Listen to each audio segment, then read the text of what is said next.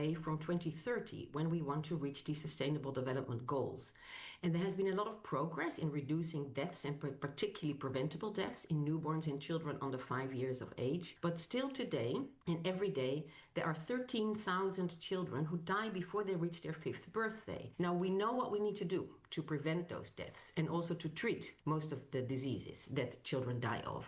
But we're not doing enough yet to make sure that every child receives those preventive measures and receives the treatment in time.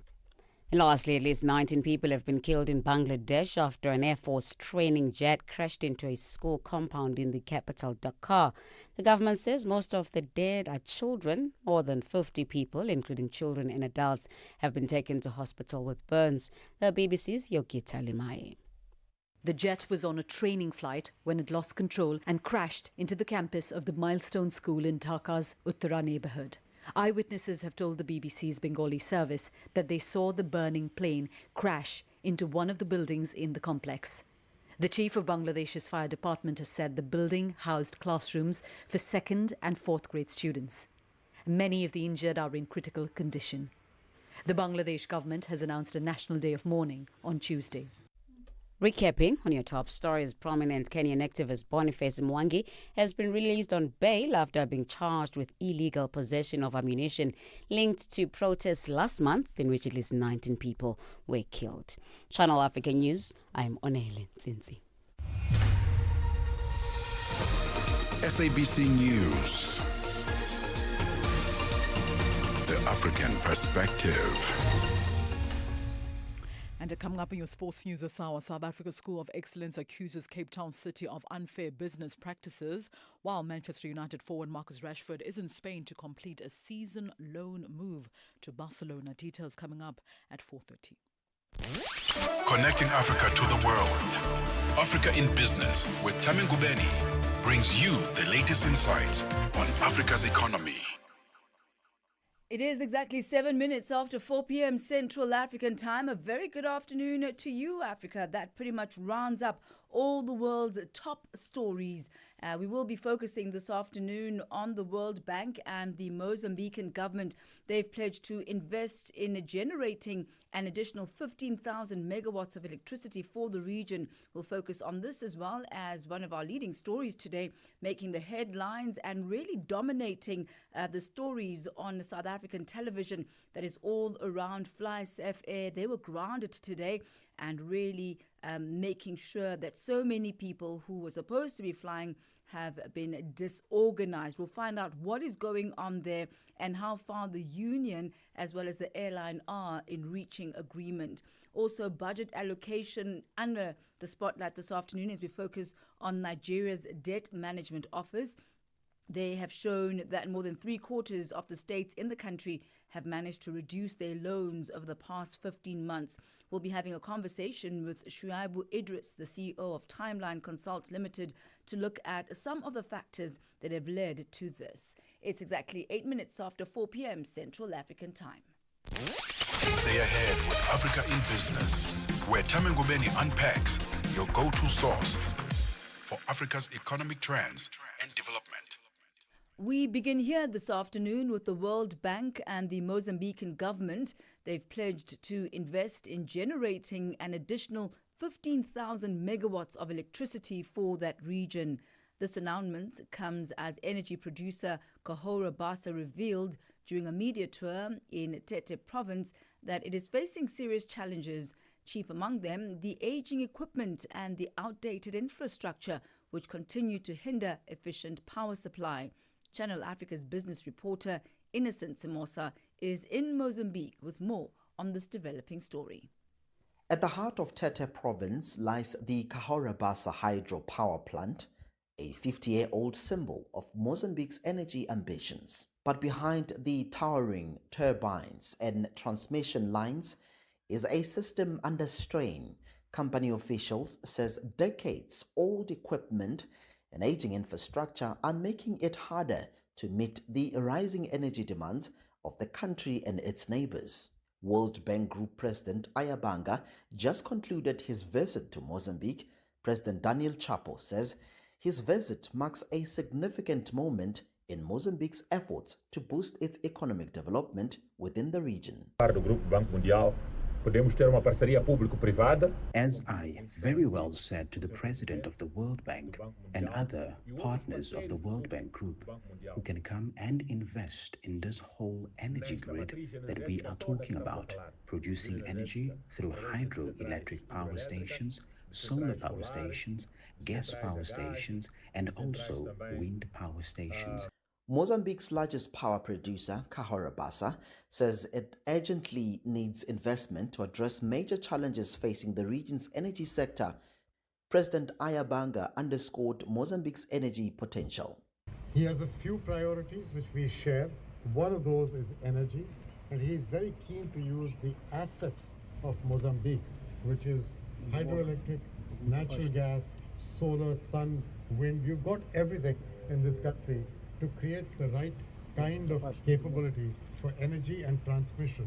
And frankly, in this part of Africa, nobody has the capacity or capability to do what can be done with the assets of this country. So I think this is a real opportunity to not only see and understand what has been done 50 years ago, which now can be the basis of the next set of investments. We are discussing with the government of Mozambique the idea of investing in another 1,500 megawatts downstream from here, a cascade project. And then in the meantime, we're also doing some investing in solar capacity, 400 megawatts. And then he has some master plans, which I think are even more interesting in terms of adding more capacity in this plant and renovating this plant and then adding further downstream. So if you look at a 10-year picture of this president's thinking, which I share, it is to make Mozambique an energy powerhouse.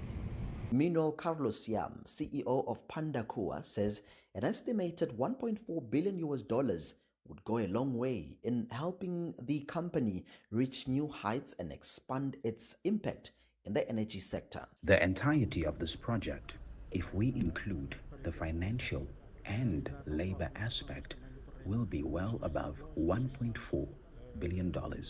It is very important for us to analyze not only the documentation, but ideological issues and also infrastructural issues.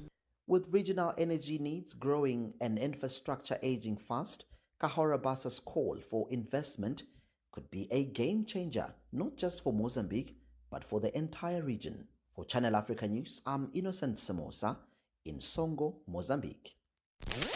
Connecting Africa to the world. Africa in Business with Thami Ngubeni brings you the latest insights on the economy. It has gone exactly 12 minutes after 4 p.m. Central African time as we turn our attention now to the skies, or maybe to the ground, because in this particular case, low-cost airline based in Johannesburg, South Africa, FlySafair, today had to cancel some of the flights, so they did not take to the skies in some instances. This is amid the ongoing pilot strike over wages and scheduling. Last week, trade union Solidarity announced that its members would launch strike action this week after it rejected a 5.7% increase in salaries. Now, despite the union giving FlySafair a one-day notice of strike, the airline hit back with a notice that it would lock out the pilots for 7 days, which could then extend to another 7 days. In response, Solidarity extended its strike notice to 14 days as well. For an update on this, we joined on the line by SABC's economics reporter, Naledi Ngobo. A very good afternoon to you, Naledi. Good to have you with us. Good afternoon, Thami. Thank you so much for having me.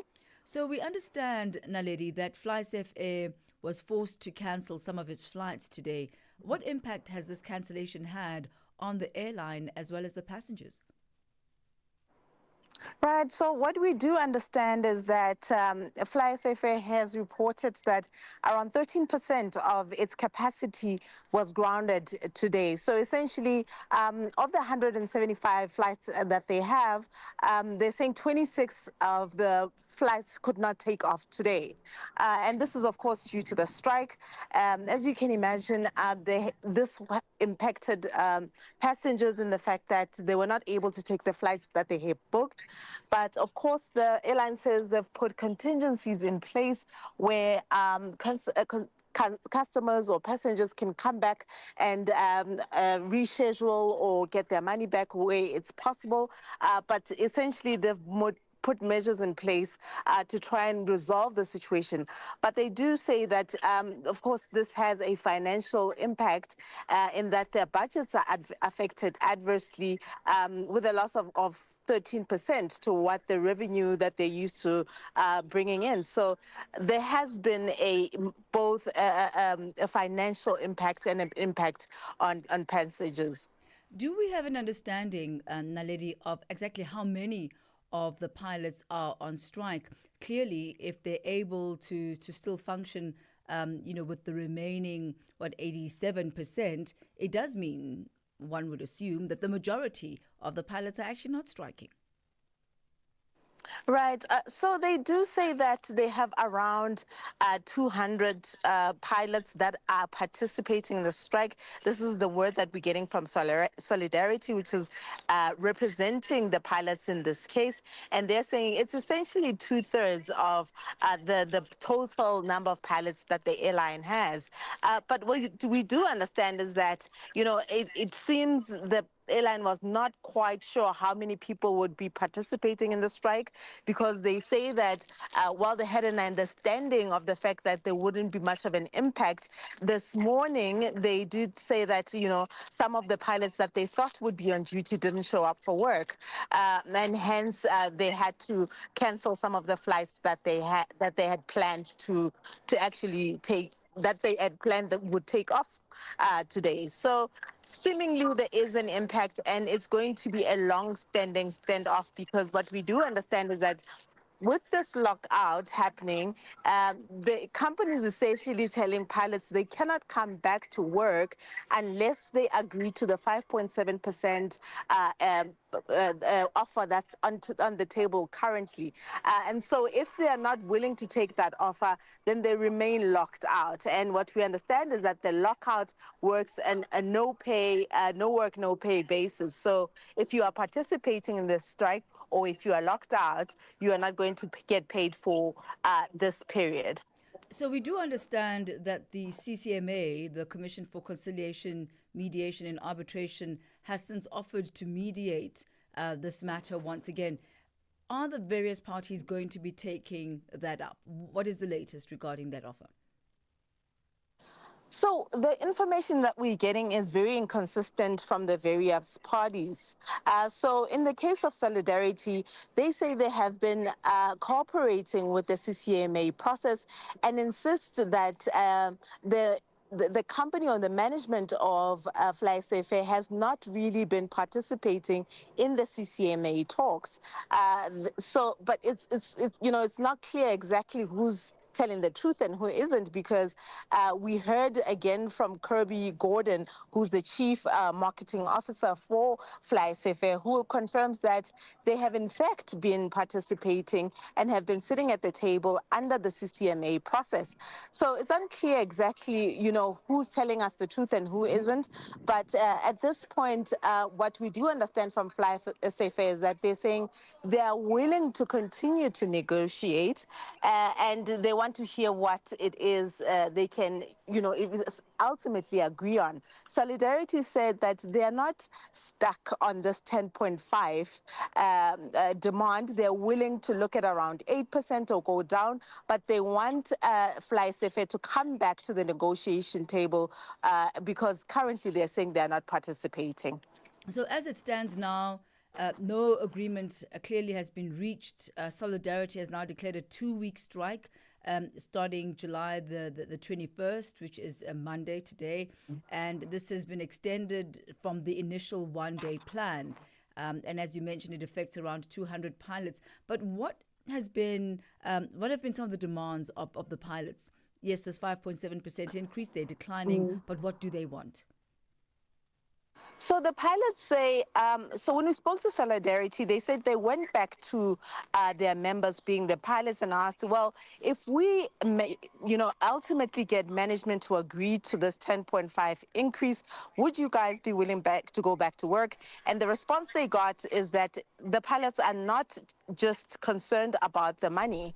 You know, the wages are not the only issue that they have taken with the management. They say that the conditions of work are poor in that they're working irregular and very long hours whereby they don't have time to rest and they don't have enough time to spend with their families. And they say the financial aspect is equally important as the other demands, which being that of having a bit more time, essentially, to do, you know, whatever it is that they need to do or be with their families, etc. So it's not a simple negotiation. It's not just about the finances of it, but essentially the quality of life in terms of having more time.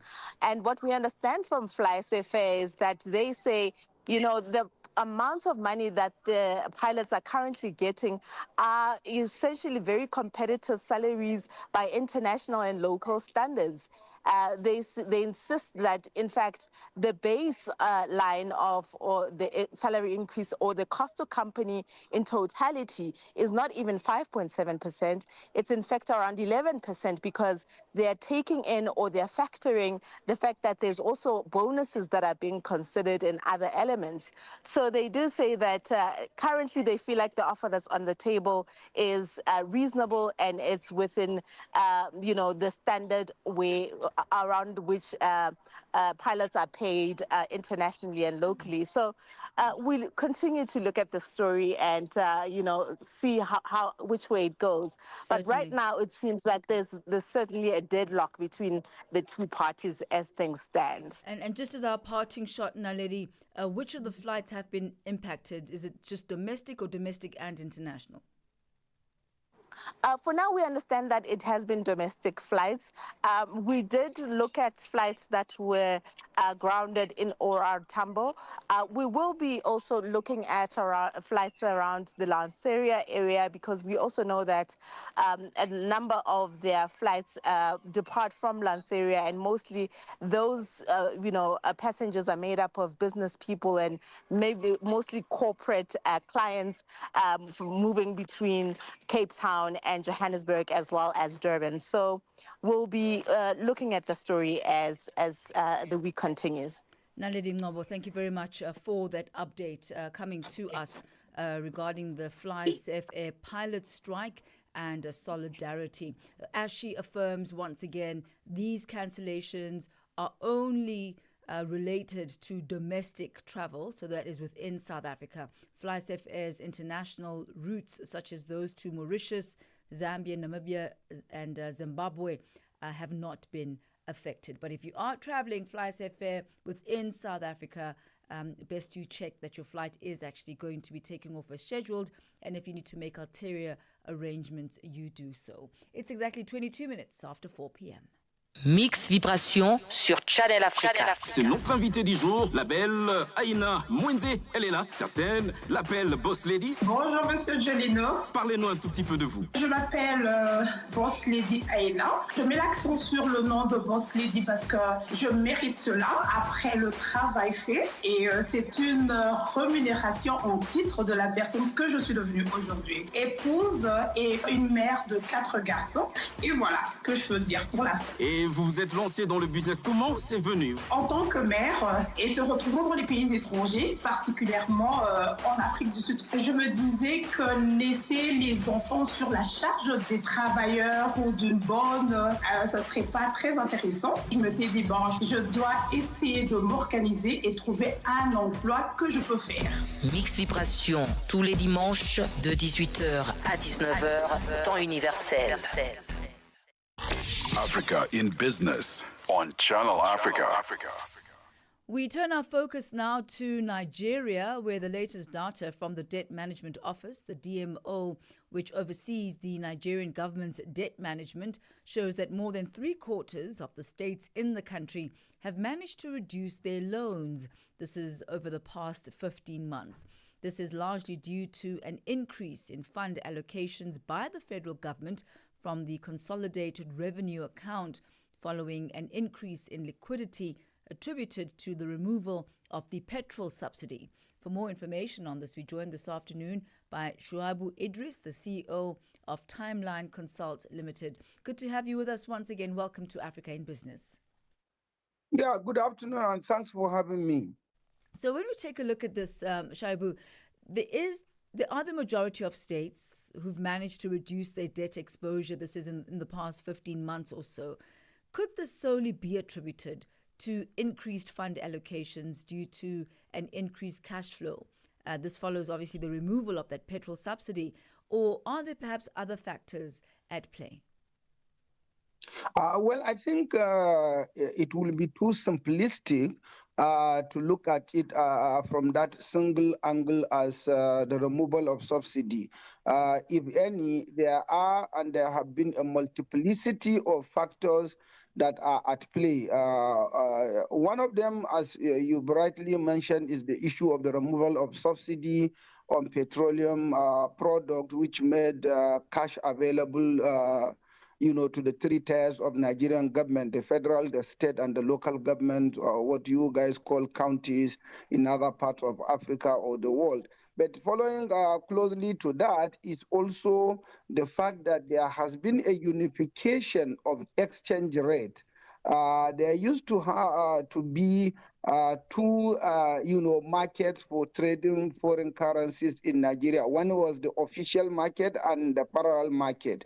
There has been, historically wide gap, 200 naira, on each, say, US dollar in between the official exchange rate and the parallel market rate.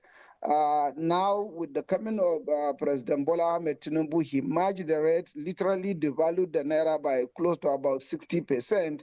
So revenues in dollars accruing to the government of Nigeria, which is usually shared every month to the three tiers of government, also increased, because Nigeria is a bit of a monolithic country in terms of source of external revenue, which is the export of crude oil and a bit of gas and few of solid minerals. So the dollar inflow literally remains unchanged, but also the naira accruable to government, instead of pricing each dollar at 400 naira or 500 naira to a dollar, we now price it at about 1,500 or 1,600 naira to each dollar. So those are some of the things that also enhance the revenue generations or the inflow of the government. Some of these state governments also, I wonder we of this though, them. Shabu, I'd like us just to focus for a moment on this, which seems a little bit of a paradox. Because if we look at the performances of some of the states, about 10 of them, like River State and Enugu, in this very same 15-month period, they still borrowed around $273 million. What could have led to these states borrowing more when their other counterparts managed to actually reduce their debt exposure? Well, debt in itself is not bad. I mean, there's absolutely nothing wrong in taking credit, particularly when you are using the credit judiciously. Some of these states, if you like, avail themselves with the opportunities to borrow long term from, say, the Chinese government. And they are borrowing to fund, infrastructure. And everybody will agree that there is a massive amount of infrastructure deficit in Nigeria.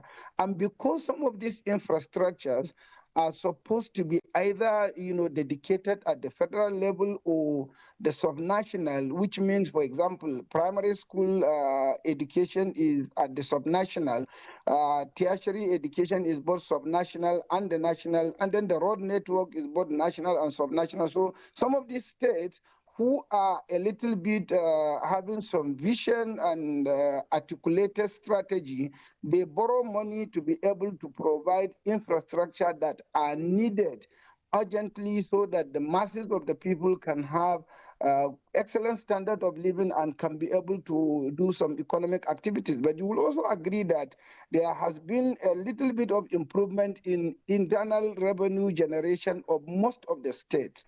With the new tax regime coming in play in the next couple of months, state will have to work up to also generate even more revenues, and that way we are likely going to see a bit of an improvement in debt servicing and reduction of the borrowings by the states.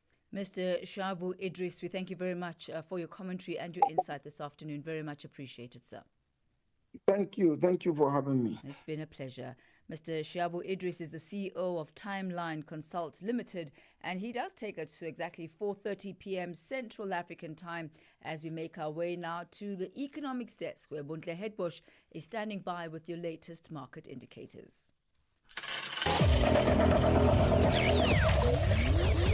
Business News on Channel Africa.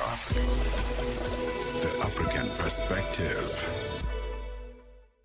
Thanks, Thami. Good afternoon. In our final look at the indicators this afternoon, one US dollar is trading at 17 Rand 68 in South Africa. In Botswana, it's trading at 13 Pula 30. In Namibia, it's at 17 Namibian dollars 68. The Zambian kwacha is at 23 kwacha and 8. In Kenya, the dollar is trading at 128 shillings 71. In Ethiopia, at 136 birr 99. Uganda, 3,562 shilling. And in Tanzania, it's at 2,605 shilling. 1 US dollar in Nigeria is trading at 1,530 naira. In Egypt, the dollar is trading at 49 Egyptian pound 37. Tunisia, 2 dinar 88, while Algeria is trading at 129 dinar 81. In Morocco, the dollar will cost you 9 dirham 4. In Angola, it's trading at 912 kwanza, while the Congolese franc is trading at 2,866 to the US dollar. And now turning to our commodities this afternoon, gold is trading at $3,390 per ounce, while platinum is at $1,490 per ounce. Brent crude oil is at $68.62 a barrel. And those are your indicators this afternoon. For any business stories you'd like to share with us, please send an email to newsroom@channelafrica.co.za or call us on +27 11 714 4459. For Channel Africa Business, I am Bontle Hedbush.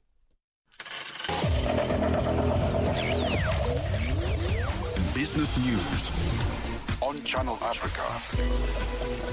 The African Perspective. And for the business of sport, here is Musibudi Makura. Sports on Channel Africa. The African Perspective. Thank you so much, Thami. A very good afternoon from the sports desk. Now, South Africa's School of Excellence football manager Mojalefa Matebula is accusing relegated Premier Soccer League side Cape Town City of unfair business practices, as he alleges that the club has not paid them a cent for the talented Amajimbo sensation Emile Witbooi. Now, Witbooi, a South African under-17 national player, joined City from the School of Excellence just last year, with the Capetonian side beating a strong competition from Sundowns to secure the services of Witbooi. Now, Matebula says since Witbooi left, City has not paid them anything, even after he made his debut in the PSL. If people are celebrating a young player like Emile, we need to find out, did Cape Town City pay for his development fee? Are you getting anything from their next sale? They have not even paid the first amount, the development fee. So how, if they have not paid the development fee, what makes you think they will pay the solidarity? What was on the contract? When we gave them the clearance, it went with the invoice. So if they have a clearance to register him, they saw the invoice and they can tell you what's on the invoice. Now, recently there has been reports that Witbooi is one of 4 players that City has offered to Sundowns for a $3.3 million. Now, Matebula says it is still an unfair business practice if they had go ahead with this deal without having paid them any cent. It's an ethical business practice. Yeah, and it's a pity to see people wanting to make millions out of the players that they've never contributed a cent towards his development, and not assisting teams that have played a role. It's not only us, even clubs in Kimberley that work with Emile deserve to get something out of those millions.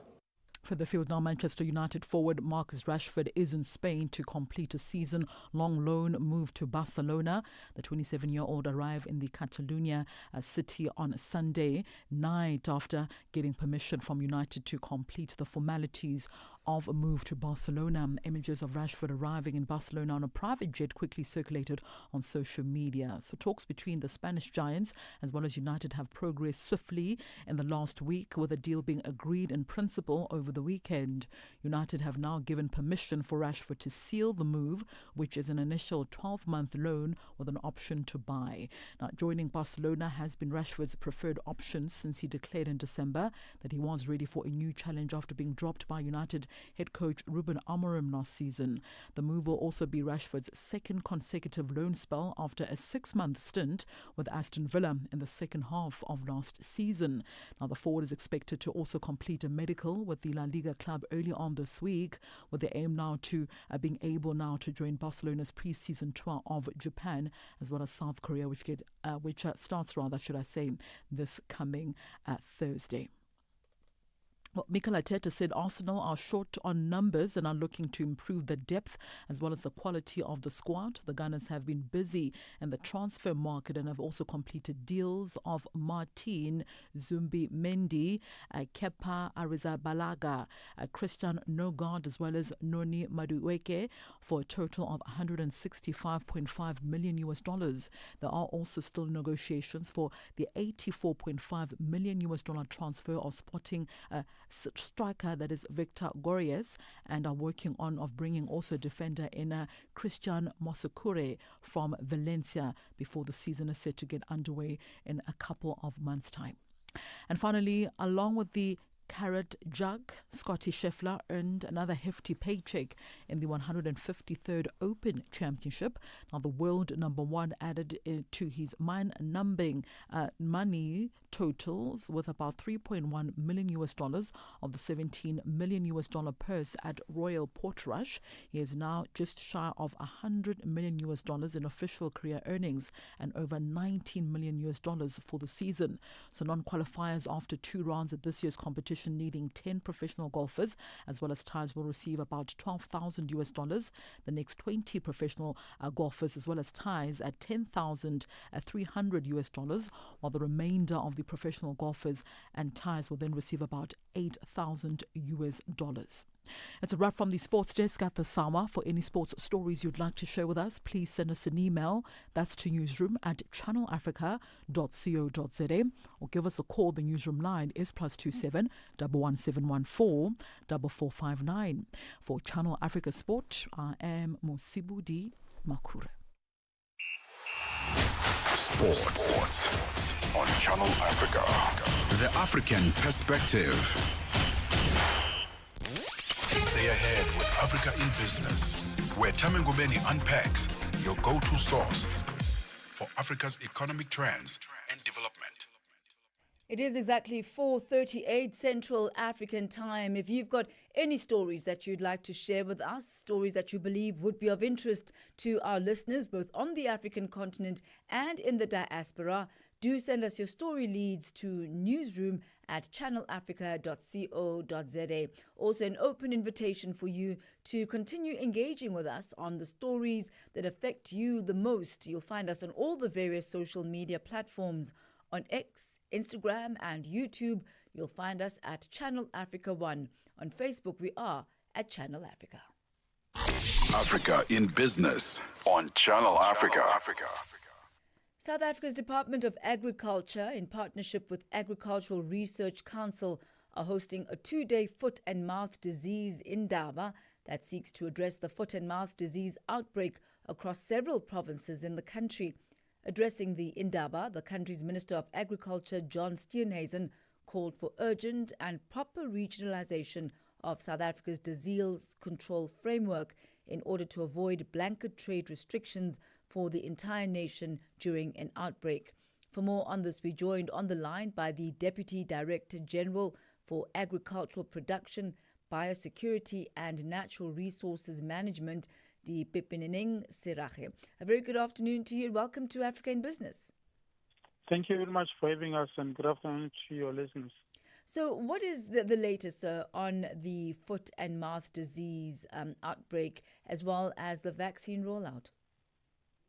We currently on course as far as the rollout is concerned. As you remember, we just bought 90,000 doses. We still have those, and vaccination is ongoing. But this endeavor is called because we're realizing that whatever else that we've been doing as the department doesn't seem to work. We're spending so much money on vaccination when actually vaccination is supposed to be the last resort after all others have failed. But it does seem like the practices of farmers and government and every player in the space doesn't seem to work. So we've called everybody to get to converge together to chart a way for. We've come up with new solutions. And maybe let's look at those new solutions. If vaccination is supposed to be the very last resort, what are the other actions that are recommended before vaccination can take place? Basically, all viral diseases caused by virus, as you'd remember, COVID-19, should be prevented. And we could easily prevent foot and mouth disease by observing biosecurity measures, which include washing in and out in the case of pigs and chicken, chickens if it's a virus. In the case of foot and mouth disease, disinfecting trucks and vehicles that are transporting animals, ensuring that animals that are bought from auctions and anywhere else are isolated for a period of a month before introduced to the main herd, observe surveillance, check around animals that would have symptoms, the clinical signs. So there are steps preventative steps that have got to be taken. And if all those steps are taken, you shouldn't really have an outbreak. Let me add that the only provinces that, portions of these provinces that we wouldn't be surprised if there's a FMD disease outbreak would be in the KZN owing to the proximity with Klipsua in Folosi Game Park, Limpopo province and Mpumalanga province due to their proximity to Kruger National Park. As you know, foot and mouth disease is transmitted by buffaloes. But the rest of the country should not have foot and mouth disease. So what does this then say, Mr. Siragi? Does it mean that there is a low compliance to the hygiene levels that ought to be maintained by farmers? Exactly. There's low compliance to biosecurity measures, which they know. They know what they need to do, but we're realizing that some reckless farmers, it takes only one reckless farmer to affect the whole country. Some reckless farmers bypass the biosecurity measures. Some reckless farmers push profits over biosecurity, over safety, over the things that they know they shouldn't be doing. So if you find the livestock being transported at night, you must know something's wrong, definitely right there. So you do find that some transport livestock at night. You do find that some transport use one truck to transport animals to and from the auction, and the same truck is transferring other animals, ferrying other animals to somewhere else. Those practices are the ones that lead us to end up having outbreaks like we have. So DDG, we hear the minister calling for what he calls a proper regionalization of South Africa's disease control framework. How exactly is this going to work? It is going to demarcate the country into different zones, different regions. For lack of easier explanation, let's say you demarcate the country into districts, but that's not what's going to happen. Just by a way of illustration, it would mean animals in this district will be registered and be branded and to belong to this district, and they cannot move to the next district without authorization. Basically, that's what it means. So animals will be there in that district. If we use provinces as regions, that will be the same. Animals from this region cannot move to the other region without authorization. So they will be registered, they will be identified, they will be tracked. So you wouldn't be able to move animals from that to the other one. So that is the easiest way of explaining regionalization. It means once they are identified, they would have to be brand marked, identified, registered, and the owners known, and all the brand marks known, so you wouldn't you'd know when you come across an animal that's supposed to be in KZN. And how come across it in the Free State. And how implementable is this, DDG? And are there precedents of this having been set? It's been done in other parts of the world. Whether that can be done in South Africa, it remains to be tested, but we think it is possible. It is probable that we can have it done. Enforcement would mean farmers and provincial departments have got to make sure that the police, but the police, we're going to be engaging with the South African Police Service and also the road traffic management authorities and ensure that animals, so there will be an awareness. As much as they would stop you driving your vehicle to check for paperwork, they will do the same with animals. I just see an entire animal smuggling ring emerging. Because with opportunities and what looks like a solution in one area ends up being a catalyst for criminality in another. Yeah, we'll try, and we are aware. We'll try our best for that not to happen. We're going to plan together with farmers, with authorities, with everybody else. Let's go back to the vaccine procurement that you mentioned earlier on. The ministers also urged the livestock industry to co-finance this vaccine procurement. What are some of the challenges that you face in that procurement process? Not a lot. It's just that vaccine, like we said, it's not the panacea. It's not the quick solution. So farmers, especially big farmers, ought to be able to budget and have funds available so that we can, as a country, have what you call it the vaccine bank, be able to have vaccines produced and stored for use in the event of an outbreak. And you more or less are able to tell when you are likely to have outbreaks, especially foot and mouth disease. When is it that people are moving animals around and all of that? So you all the special dairy industry, the dairy animals are quite susceptible and to foot and mouth disease, and if infected, the effects are very harsh. So those are the industries that you would ask them to contribute funding, with which we are going to ensure that we have a vaccination bank in inverted commas. Deputy Director General, we thank you very much for this update.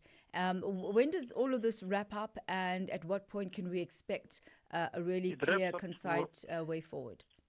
It wraps up tomorrow. Within 2 weeks from tomorrow, we'll be able to have a way forward. All right. We thank you very much for your time, sir. Thank you. Thank you so much. Bye. Thank you. That's the Deputy Director General for Agricultural Production, Biosecurity and Natural Resources Management, the Pepeneneng Sirache, taking us to exactly 4:46. Stella Longwe, Pamalonje. Palitu sokoma pano pamalonje. Kumvera nyimbo za mu Africa, kusangalala, kupeza moyo. Akuti kumva moyo kuti kuyenda bwino. Pano pamalonje. Ndiyetu apa tili ndikatswiri oyimba ameneyu ndikatswiri wa dziko la Malawi amene akukhala mdziko la South Africa, ndipo amayimba amene akuti ndi Big Nick Malawi. Yatusani kuti kodi moyo wanu woyimba ukuyenda bwanji mu Johannesburg? Moyo woyimba ukuyenda bwinobwino kwambiri. Chiliyonse chikutheka ndithu bwinobwino. Ayi, aziwoneka chiliyonse chikutheka mofa magrasi anu apa mwaka. Akuti kumenya yonse aziwoneka zoti azikutheka ndithu mu Johannesburg. Malonje, panthawi ya 6 koloko kufikira 7 koloko madzulo. Lowiruka ndi Stella Longwe. Vue d'Afrique avec Joël Mouteba. Cette peur d'un point de non-retour nucléaire suffit-elle selon vous à légitimer une telle offensive, Monsieur Talati? Absolument pas du tout. Cela fait plus de 30 ans que l'Israël crie haut et fort sur les toits, où il veut se faire entendre que l'Iran serait à 1 an pour obtenir l'arme nucléaire. Parfois, l'Iran serait à 6 mois. Parfois, l'Iran serait à 2 semaines pour obtenir son arme nucléaire. Et curieusement, jusqu'à ce jour, il n'y a toujours aucune preuve que l'Iran a obtenu cette arme nucléaire en dépit des déclarations d'Israël et de certaines puissances parfois. Vue d'Afrique, du lundi au vendredi de 15h à 16h, temps universel. Africa in Business on Channel Africa. It is exactly 4:48 Central African time as we turn our focus once again to the group of 20 countries, the G20. The finance ministers, as well as the central bank governors from the G20, have emphasized the importance of central bank independence as well as the importance of free trade.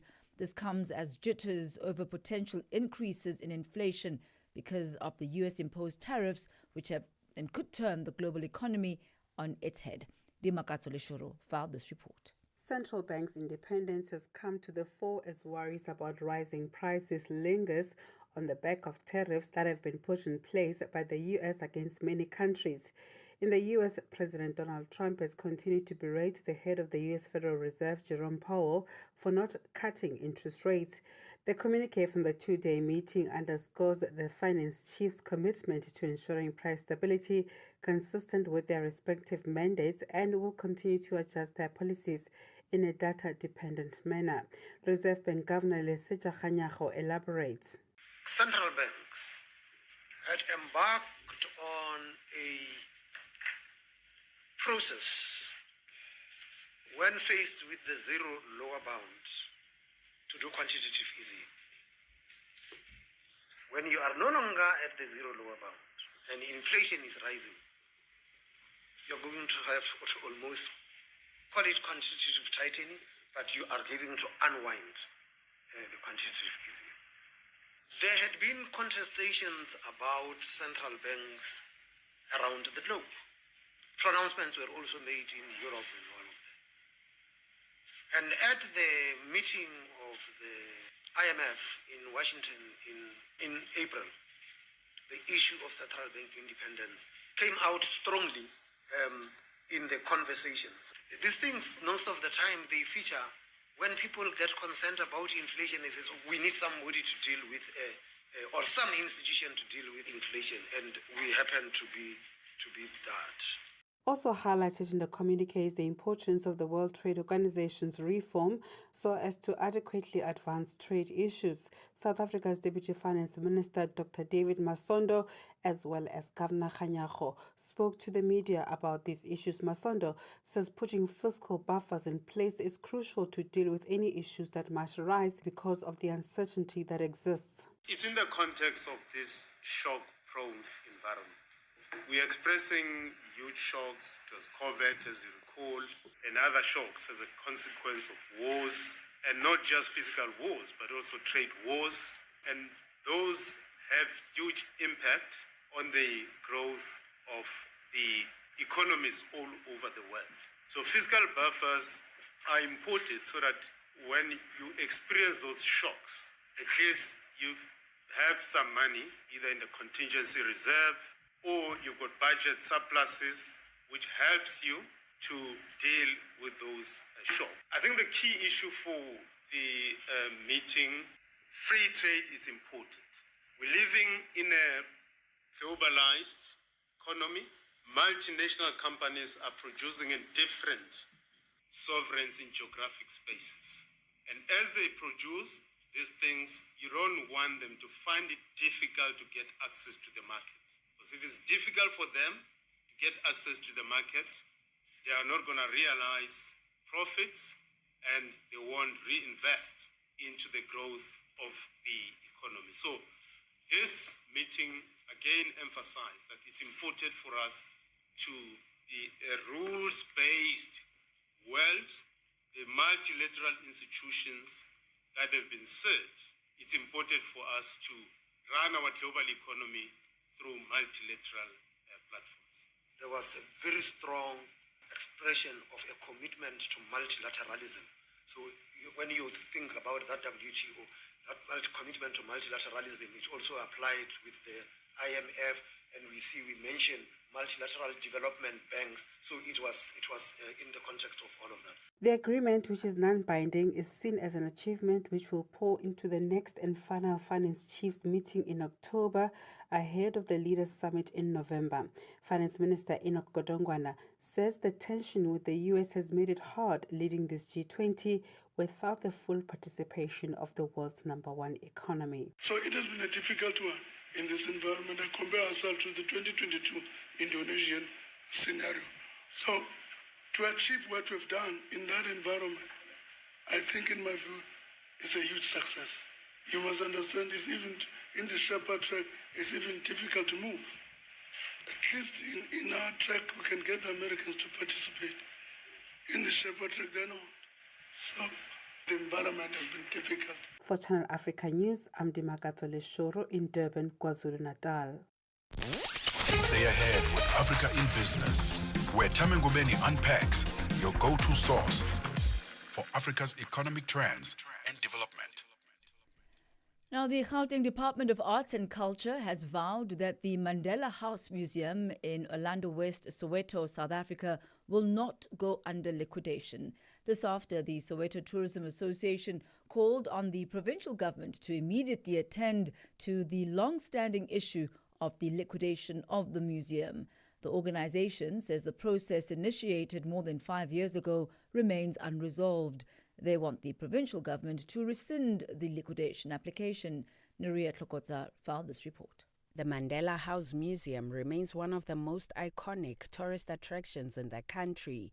This is where the late former statesman lived with his family from 1946 to 1962.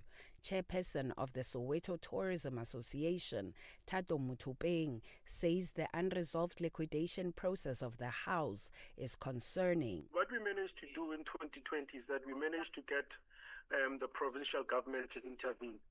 And then remember, that was the fifth administration with the former Premier, Mr. David Makuba. And there were promises that were made that they will intervene and assist. Yes, the state did get on board from that time. However, since that time, there hasn't been any progress. The museum, which was initially left to the Soweto Heritage, still operates despite the stalled process. Mutupeng says the legacy project should not be in private hands. We owe it to the former state president to preserve some of his legacy projects. And the Soweto Heritage Trust and also the Mandela Family Museum is one of those legacy projects. It doesn't make sense for us to liquidate and have other people running the program, while else it was basically a governance issue. Historian and author Professor Pitika Nduli has described the museum as a symbol of the country's struggle for freedom, adding that it should be protected. Many people will tell you, so many people, so many friends that we know from abroad or anything, when they come in here, they want to go there. And it also helps the people through tourism. The Gauteng Department of Arts and Culture has allayed all fears. MEC Madume Chilwani says discussions with liquidators are at a promising stage. We spoke to the liquidators and we have made, through our Office of the Premier, have put in some offer for transfer of that property to the Cornhill Agency. So that process is there. We're waiting for feedback from the liquidators so that we then be able to transfer the property. But what we can assure you is that we will not allow the property to go under liquidation. But also, of course, the foundation as well has been quite a bit of a challenge there and there that we've experienced. But where we are now, we're in agreement that the only way that we can be able to assist and save the property is through the Cornhill. Government is confident that all negotiations would be concluded soon and that no asset in the house of the struggle icon would be moved, sold or touched. I am Nerea Hlakotza in Johannesburg. Connecting Africa to the world. Africa in Business with Thami Ngubeni brings you the latest insights on Africa's economy. It is now exactly 4:57 Central African time, and that's how we come to the end of Africa in Business for this Monday afternoon. But we do not leave you all by your lonesome. We're handing over now to the French desk with Vue d'Afrique. Bonjour Joël. Bonjour Thami, bonjour à tous les auditeurs de Channel Africa. Sur Vue d'Afrique, on parlera des réactions au lendemain de la signature d'un accord de principe entre la RDC et le M23, mais aussi du Gabon qui bataille dans le rang, où il y a une bataille rangée dans le rang du Parti démocratique du Gabon pour le contrôle de sa direction. C'est tout à l'heure sur Vue d'Afrique. Merci de rester connecté. Merci Thami. Restez connecté, she says, and indeed do restez connecté. That's how we come to the end of it. Thank you to our amazing team, our producer Mabo Boloka, technical producer Ndando Lutuli, and on social media Nomalanga Butelezi. Thank you as well to our news desk, newsroom Onele Nzinzi, economics desk Buntle Headpush, and from the sporting desk Musiburi Makura. I am Thami Ngubeni. This has been Africa in Business on Channel Africa. Do stay tuned to the station as we now hand over to the French desk.